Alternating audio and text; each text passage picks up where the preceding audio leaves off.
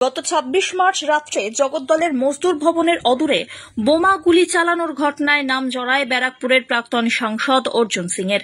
জগদ্দল থানার পুলিশ সাংসদকে তদন্তের জন্য ৩টি নোটিশ পাঠিয়েছিল, কিন্তু তিনি হাজিরা দেননি। তখন থানার আধিকারিকরা তদন্তের জন্য পৌঁছে গিয়েছিলেন মজদুর ভবনে। পুলিশ সূত্রে খবর, তদন্তে অসহযোগিতা করার জন্য বিজেপি নেতা অর্জুন সিং এর গ্রেপ্তারি চেয়ে ব্যারাকপুর মহকুমা আদালতে মামলা করে পুলিশ। ব্যারাকপুর আদালত অর্জুন সিং এর গ্রেপ্তারি পরোয়ানা জারি করেছিল। উল্টে গ্রেপ্তার রোধে কলকাতা হাইকোর্টে মামলা করেন অর্জুন সিং। সেই সংক্রান্ত মামলা কলকাতা হাইকোর্টে গড়াতেই সাময়িক স্বস্তি পেলেন ব্যারাকপুরের প্রাক্তন সাংসদ। মৌখিকভাবে বিচারপতি জানান, বৃহস্পতিবার শুনানির আগে অর্জুন সিং এর বিরুদ্ধে কোনো কড়া পদক্ষেপ নিতে পারবে না পুলিশ। এমনকি বিশেষ সূত্রে খবর, বিচারকের মৌখিক ভৎসনার মুখে পড়তে হয়েছে পুলিশকে।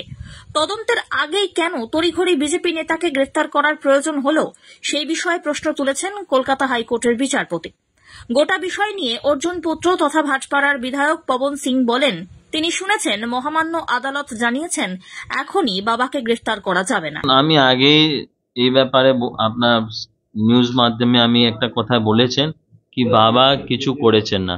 কেন কি বাবা বারবার বলছে কি আমি গিল্টি আছে তো আপনি ফুটেজ চেক করুন। ও তো কেউ গিল্টি থাকলে নিজেকে তো বলবে না কি ফুটেজ চেক করুন। তো ক্যামেরা ফুটেজ কেন চেক করছে না?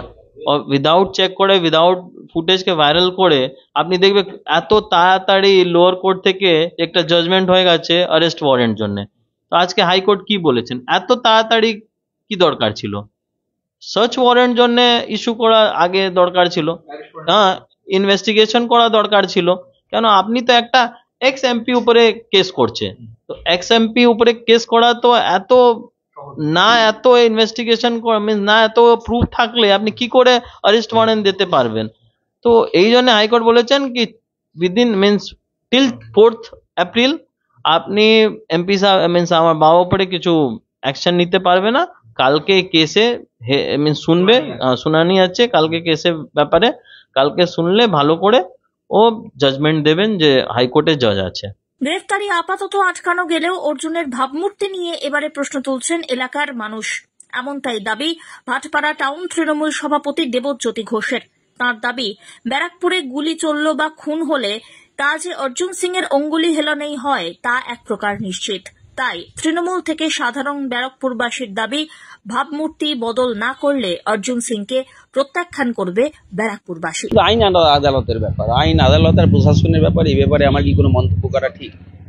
দেখুন, তবে এটা ঠিক অর্জুন সিং খুন করা, অর্জুন সিং এর সঙ্গে খুন করা, গুলি ছোড়া, বোম বাঁধা, এগুলো সমার্থক হয়ে গেছে। এত কেস, এতে এমন না ওনার যা ভাবমূর্তি দাঁড়িয়েছে, এটা এত কেস তো শুধু আমাদের এই তৃণমূল সরকার ক্ষমতায় আসার পর শুরু হয়েছে তা তো না, আগে থেকে বিগত 20-25 বছর ধরে ওনার যদি ইতিহাস দেখেন, এই খুন, হিংসা, রাজনীতি আর অর্জুন সিং এর সমার্থক। উন্নয়নমুখী ব্যারাকপুর রাজনীতির আঙিনায় এইরকম ভাবমূর্তির লোককে আর দেখতে চাইছে না। ওনার ভাবমূর্তি যদি ইমিডিয়েট শোধরানোর চেষ্টা না করে, ভবিষ্যতে ব্যারাকপুরের মানুষ ওনাকে আরো দূরে ঠেলে ফেলে দেবে। রাজনৈতিকভাবে ওনাকে আটকানোর চেষ্টা করা হচ্ছে বলে পাল্টা দাবি করেন অর্জুন পুত্র।